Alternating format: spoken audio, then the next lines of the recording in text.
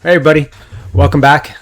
Today is August 11th, so we're in the dog days of summer, and today I want to talk about some of the modifications you can do to your workouts to help you get through the hottest times of the year. So at this point in the summer, if you're in the northern hemisphere, you're about as well adjusted as you will get to the heat, meaning your body has adapted, your blood plasma has gone up a little bit, your heart rate is no longer like spinning out of control when you're dealing with heat and humidity, although it probably still does run high. But hopefully when you're on your recovery sections of a workout, your heart rate comes back down more quickly instead of staying elevated. Now, one of the things that we have to deal with during hot days is all that heart rate stuff, the breathing that comes along with very humid air, and all the discomfort that entails. So what I would like to go into today is just a few examples and samples of ways to modify your interval workouts or your harder tempo rides to make them more manageable, so you can still get the quality of training that you need without suffering more than necessary, right? There's going to be some element of suffering involved with most of these workouts, but you got to, moderate that, right? So the first thing you should consider, for example, let's say your workout calls for 6 times 800s, whether it's on the road or on the track running, and you're supposed to be running at what I would call zone 4 or 10K pace, but right around threshold, maybe a little above, maybe a little below. It would be zone 5 if you're going above. And that's a hard pace. It's manageable, but it's manageable when it's 50 degrees. It can quickly become very unmanageable when it's 85 or 90 degrees with a 60 or 70% humidity level. So how can you still hold the pace and get through the workout? And the easiest solution is going to be to increase the duration of your recovery intervals. So in the wintertime, let's say your workout might be, I'm going to talk about the track. It would be 6 800s on the track with maybe just a 200, a 300, or a 400 recovery jog in between, 400 being kind of the longest that you would go. Now, in the summer, you might want to lengthen that. Maybe you do actually go to a full walk for a minute. Maybe you jog a 600 or an 800 to allow your heart rate to really come back down so that then you can hit the pace that you need to on the next interval. That's going to be the absolute easiest solution. That does add time, however, or distance to the workout itself.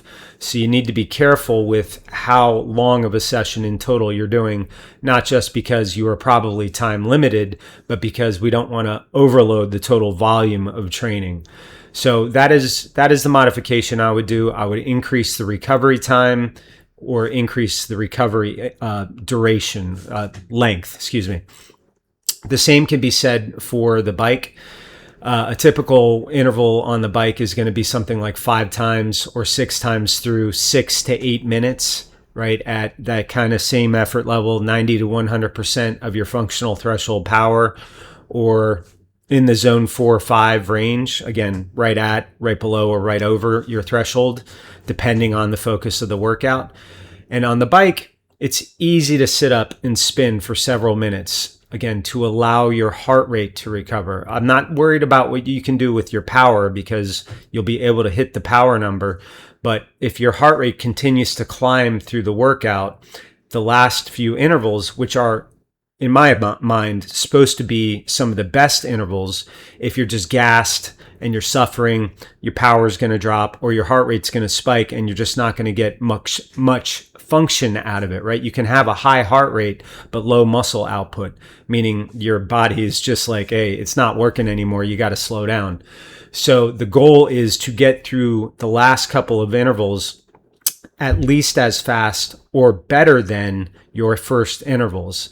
So right now, if you find yourself just dropping off a cliff towards the end of these interval workouts in the heat of the summer, you need more recovery time or a lower recovery pace, right? Like just slow down, walk, spin. You don't have to hold it in zone 2 heart rate or at 70% of functional threshold.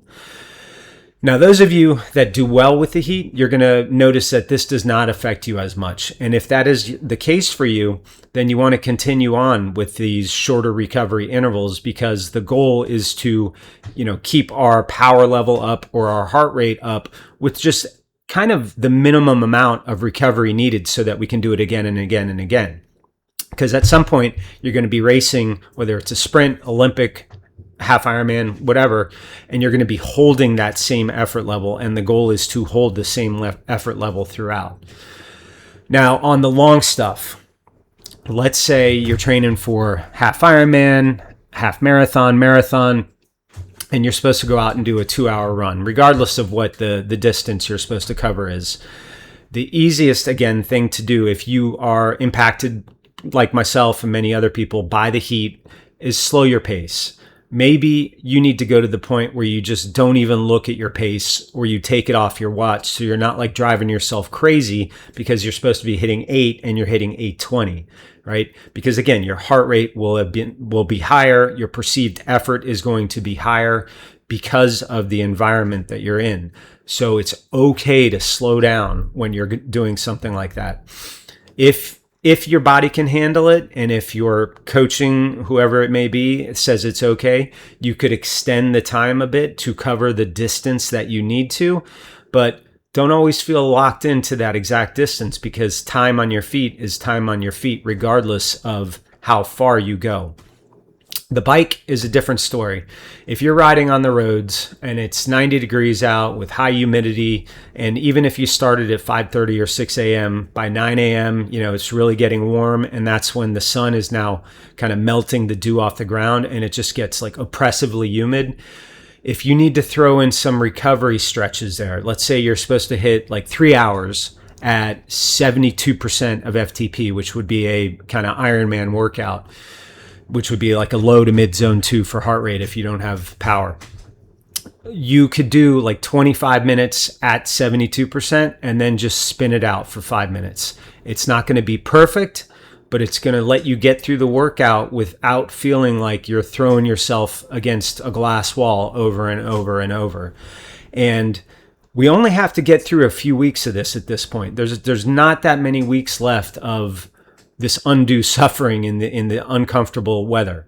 So if the workout's not perfect, but you get the time and you get 90% of what you were supposed to do, you got to consider that a win. Again, you could add a little bit of time towards the end if you're looking for a specific mileage, but I advise my athletes, unless it says, today we need to ride 90 miles, just get the time in, right? Because if you're on the bike for 4-5 hours, it doesn't matter too much if you rode 84 miles or 90 miles. Everything matters, but in the grand scheme of things, don't let that drive you insane. Now, swimming can be a problem. If you are stuck in an outdoor pool or a pool that's exposed to the environment and the temperature is supposed to be 79, 78, which is competition level, right? Even 77 degrees, but it's crept up to 82, 83, sometimes 84 degrees. That gets very uncomfortable. Frankly, I wouldn't train too much open water if your lake is at 84 or above. It's just too hot, too much bacteria and stuff in the lake. But if you're in the pool, so you're going to need to bring a cold drink, maybe even hop out of the water to allow your body to cool down in between sets. So for example, if your workout was something like 12 100s, all of them at like tempo effort with only 10 or 15 seconds rest, maybe you do 4 and then you get out, put some ice on your head for a minute after number 4 and again at number 8, because you got to keep your core temperature down a bit. And it's extremely easy to get very overheated in warm water because that is not dissipating into the air. It's just sitting on you, right? You're sweating right into the water. So if you find yourself really struggling with a warm pool, bring ice packs, bring cold drinks, take extra rest, get out and go sit in the shade for a bit, and then come back and finish the workout. Again, because we're looking to cover maybe a particular distance, 2,500, 3,000, whatever it is, and you can take extra rest. Don't beat yourself up too much about it.